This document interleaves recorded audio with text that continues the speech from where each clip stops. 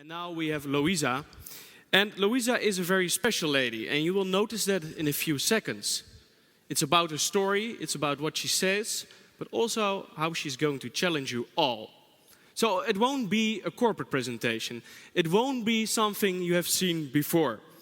She's the founder of Superhuman, which sounds pretty awesome, like Superman, in my opinion.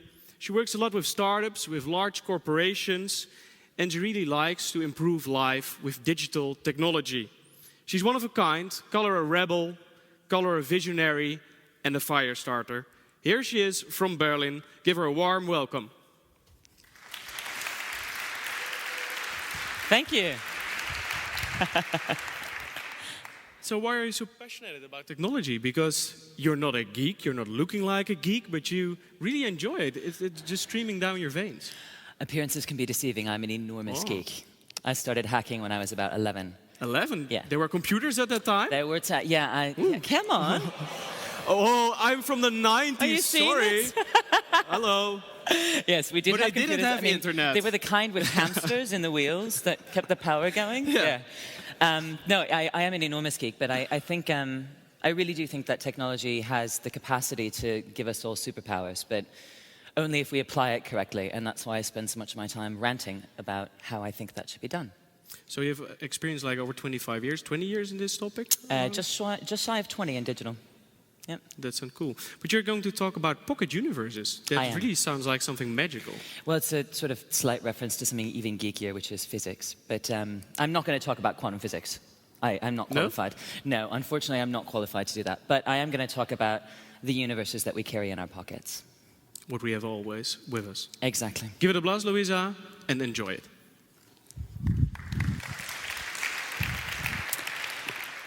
That was quite an introduction. I hope I live up to it.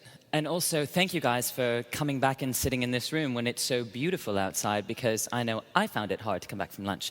But I'm going to talk about the past and the present and the future of us and these things that we carry around with us, our mobiles. And I thought I'd start by framing the conversation a little bit.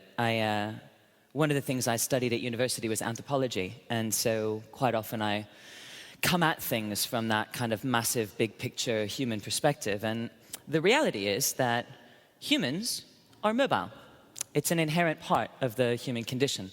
Our ancestors had to move around to have food, to feed ourselves, to continue to survive. And nowadays, it's considered a freedom to be able to move around. The more time you have to spend traveling, the more opportunities you have to spend traveling, the better off you are. I mean, the people who don't move around are the people we really worry about. Either they're desperately ill or there's something very wrong with them. Mobility is core to who we are, core to our own humanity. And as such, the things that are most special to us, most intimate to us, most precious to us, are the things that we carry around with us.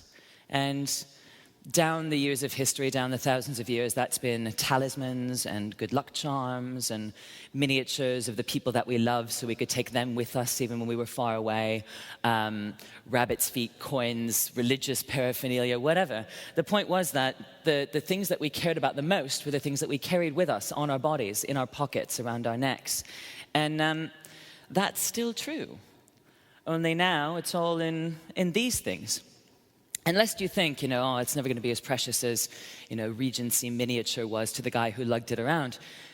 Think about, watch two people. When somebody shows somebody else a picture on their mobile, and that person takes it out of their hands, you see people going, that guy's not going to run away with your phone. But it's a really weird feeling to let them out of our hands because they are so intimate. I mean, even if the next picture isn't something terribly embarrassing or incriminating or what have you, it feels weird to let that out of your hand and into somebody else's. I would never give my phone password to anyone, even somebody I was dating. Wouldn't happen. So these are still incredibly intimate devices. I reckon you can probably tell a lot about people by the apps they use. And the reality is it's a lot more than a communication device. And I want to think a little bit about how we got here before we talk about the future. Back in the dim and misty, the first mobile phones were a fairly straightforward proposition. We had these things in our houses with cords, and we used them to talk to people that were far away, that were not in the room with us. We thought, how great would it be if we could take them with us outside of the house? And lo and behold, the mobile phone was born. Now, the phone is kind of the last thing that these things are. Depending on who you are and what's important to you, it's your camera, your datebook, your alarm clock, your diary, your wallet, your Game Boy, your A to Z, your everything, everything. And all of the information on the magical interwebs is on that thing, as well as everyone you've ever met. So these really are our pocket universes. Anything we could ever want is inside them. And yet, when I'm interacting with this thing, I'm alone. I mean, the whole world might be behind this screen somewhere, but I am the only human in my smartphone cocoon. And that's a little sad when you think about it. In order to be social, you are removing yourself from the environment around you and all the people in it. We're starting to see that change.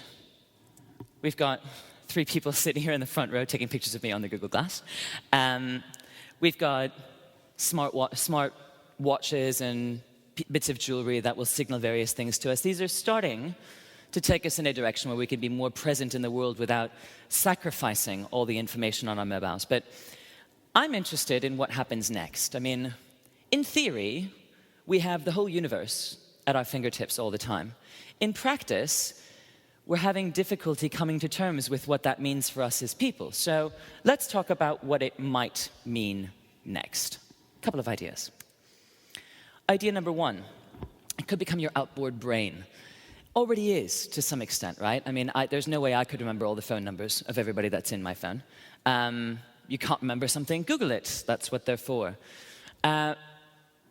These things, these outboard brains, even once we have heads-up screens and wearable devices and sensors in cities and in our homes, etc., they could help us to understand what's going on around us. They could help us to interpret the world, to interpret ourselves, to know when we need to run home because we left the gas on, to know when we don't need to run home because the home is taking care of itself. But how do we know that these things are going to make the right decisions? So let's put it this way. Our lives are made up of thousands of tiny decisions that we make every day. When to step out onto the street in order to avoid being hit by the tram. Which person in the room you really want to talk to. How do you know that? How do you know that? We don't know. We take in stimuli, sometimes without even being aware of it, and we make decisions based on it that we can't fully explain. So what makes us think that we can teach machines to do stuff that we don't even know how we do? I wonder about this, not because I think technology is evil or anything, and not because I think that there's no way that we'll ever be able to do it, but rather because I think we miss out on a lot of opportunities by making these assumptions that the machines can do it as well as we do, that we want the machines to do it for us. I think it's much more interesting to try to leverage information and then reach our own conclusions.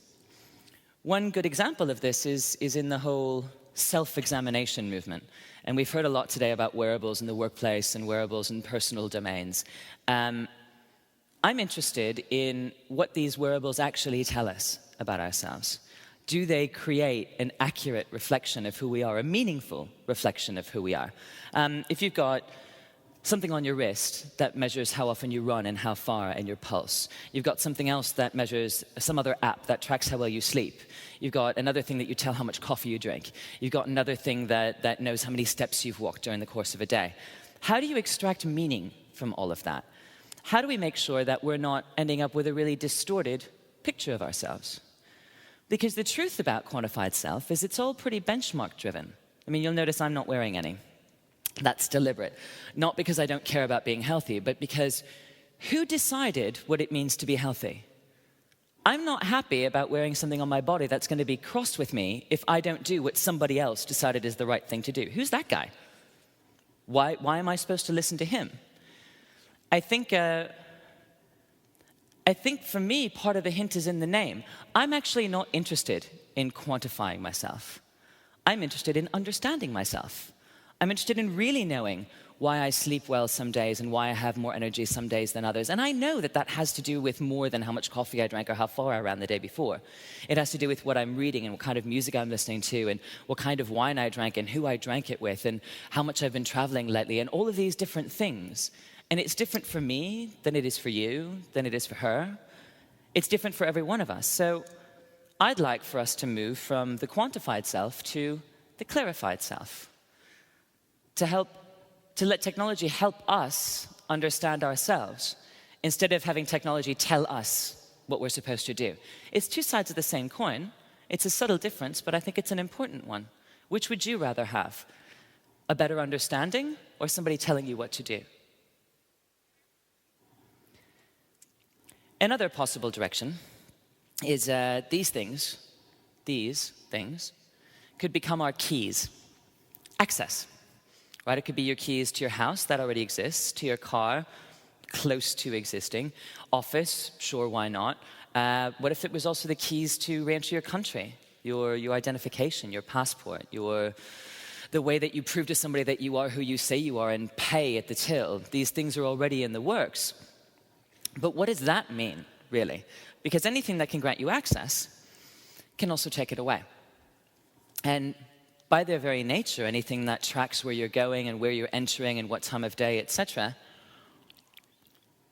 that could also lead to some interesting judgments. So to tie the last idea back together with this one, take your clarified self. Let's say you've got type 2 diabetes and you have an insulin pump.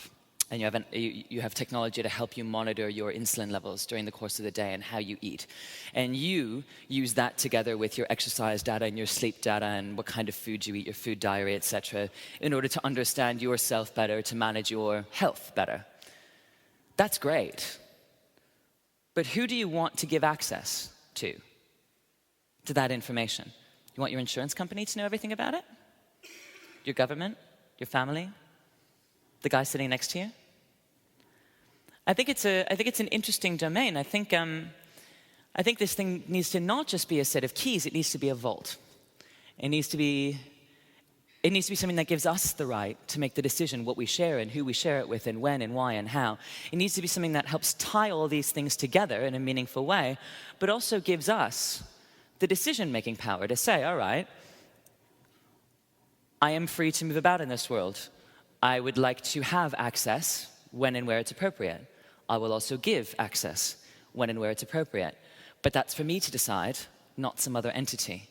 And again, this is two sides of the same coin. When we make technology, when we make identification technology, when we make digital wallet technology, we have a tendency, all of us, I'm guilty of this too, to think in our own little silo, in our own little domain. But the person at the other end of that isn't just using your product. They're using your product and yours and mine and his all at the same time. How do those things work together? How do they get meaning from it? How do you get meaning from it? What's the exchange? There's a bigger picture at play here. And the third and final thing that I thought these things might become is, sorry, I love this lady, is our personal assistant, our agent, our amanuensis. Somebody basically to do all the stuff that we don't want to do. Take care of all the drudgery, take care of all the menial tasks. You can delegate to the tech. It'll take care of things for you. Interesting.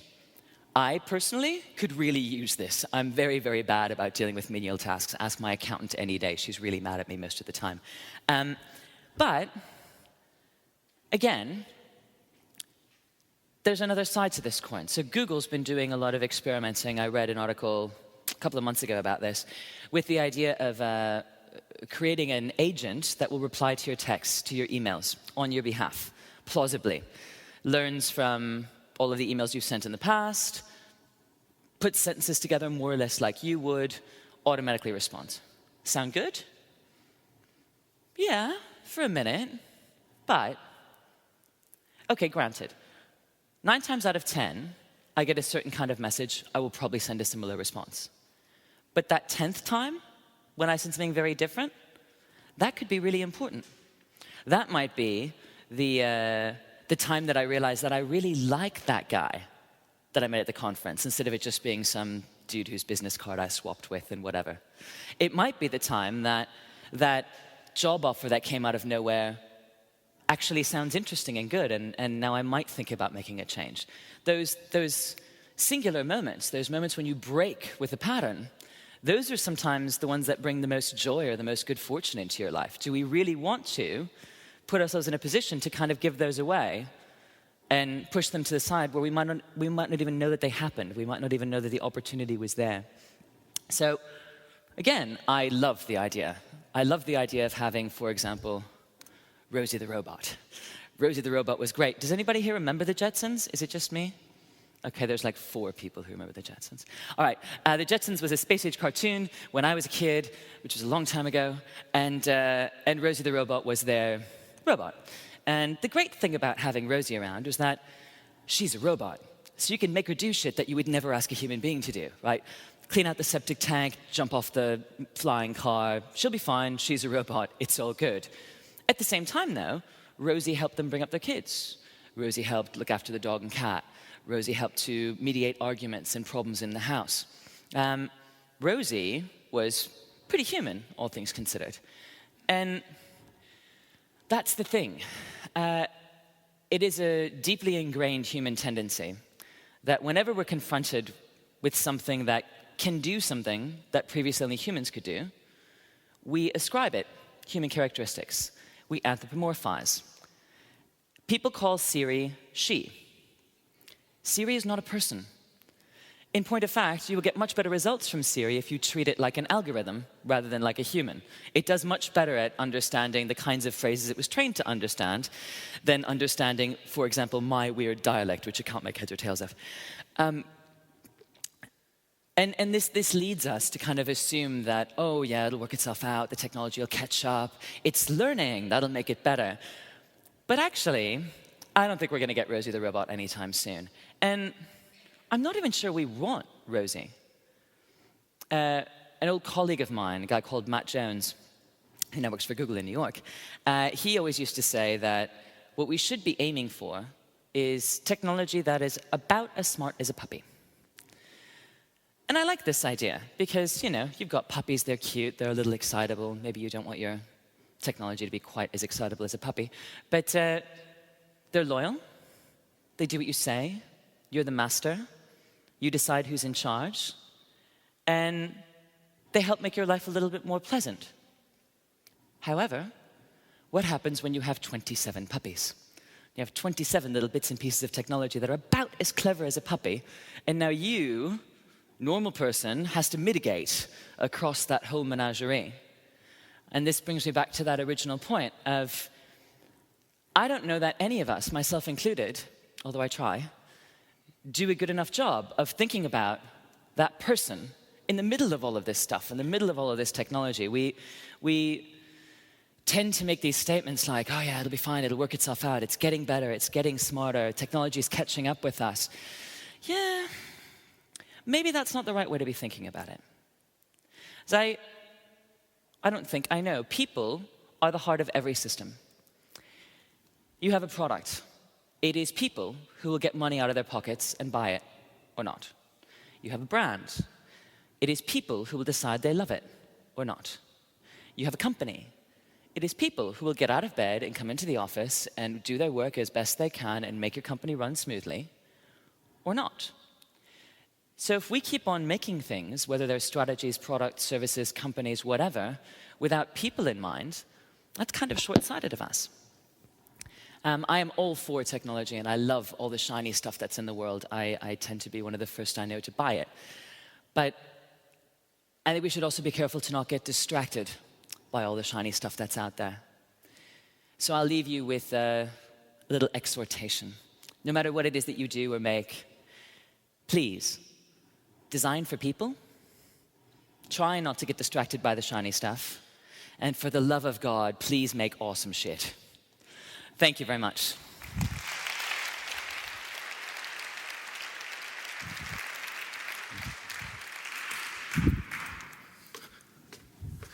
So I guess there are a lot of questions for Louisa now. I hope so. Yeah. I left time.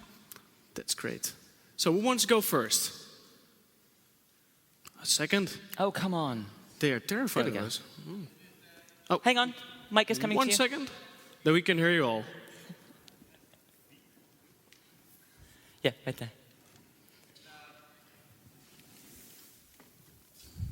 Isn't it in human nature to always put yourself first? I think all the devices we have, it's just like the government. We decide what we do with it. If the governments, like Google or another company, tries to do shit we don't want to do, we overturn them. That's what's human nature. It takes time, maybe 100 years to 200 years, but that's what we do. So there isn't a real danger, I think. I agree with you. Absolutely about the, I've been known to say that I think humans are natural hackers. Give us something, and if it doesn't do what we want it to do, we'll figure out some way to make it do what we want it to do. If you go to any developing country, you'll see lots of evidence of this happening, not just with technology, but with housing, etc. However, that will to resist, that will to say to whatever authority figure does things we don't like, that requires an understanding of that not likingness. And I think that when it comes to certain matters of technology, especially when we think about digital identity, you know, where does me end and not me begin, and what governance or control or even access do I have to any of that stuff? These are really abstract concepts. These are heavy meta. And, well, not for you, but talk to your mum. Does she understand what data is? Does she understand what happens every time she buys something on Amazon? I know mine doesn't. And that's the thing, is that these concepts are fairly abstract. And right now, the people who understand them best are people like the people in this room, and people like the people at the NSA, people who have vested interest in doing something with it. So I think that those of us who are not bound and determined to spy on everyone have a certain level of responsibility to think about that guy on the other side and try to make things amenable to them, try to make a sustainable ecosystem for them to live in. But is there a solution? Do you need to teach my mom? Maybe. Or what will be the solution? I don't know. I do think, right, I mean, 10 years ago when I tried to explain to people what I did, at the time I was doing interaction design, people didn't get it. I would be like, yeah, so, you know, how stuff works, that's what I did. Like, so the buttons? No. How things, they didn't get it. Then once apps came out, Then they get a clue. It somehow demystified the concept a little bit, made it more accessible. And I think that if something similar were to happen with data, where we could find a way to make it more accessible, or to sort of strip off that top layer of abstraction a little bit, that it would change the way that people So deal with clarity technology. helps to get to know more about it. Accessibility, yeah. Okay. Other questions? Maybe I need to get some glasses, but... Is there another question? We have one last question then. I know I'm standing between you and the booze, but come on. Well, then I would like to thank you. But right. you will be here for, I guess, an hour. So if you have a question and you're a bit shy, I hope you are, then she is here to answer it. I am here, yes. Thank you very much. Thank you. And we have a little present for you. Oh dear. It's not Dutch liquor, a good bottle of it. No, it's something else. Okay. But you will enjoy it. Okay. Thank you very much. Thank you.